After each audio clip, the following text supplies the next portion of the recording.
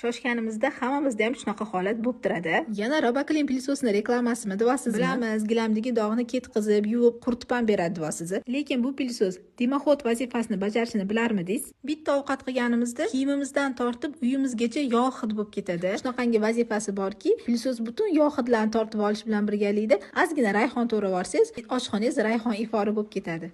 Robaklin xodimiga zo'r pilsosku faqat shu idish sal noziroda edim.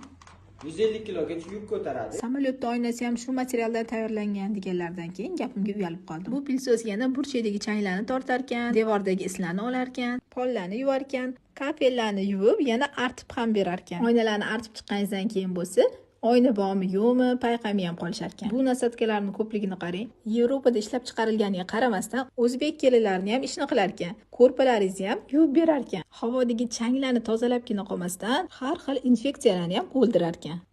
Poloslarni o'zi ham pilsos qilib tashir ekan. Xullas, bor ekan u yo'q ekan. Qadim emas, shu zamonda shunaqangi Robaklin degan zo'r pilsos bor ekan.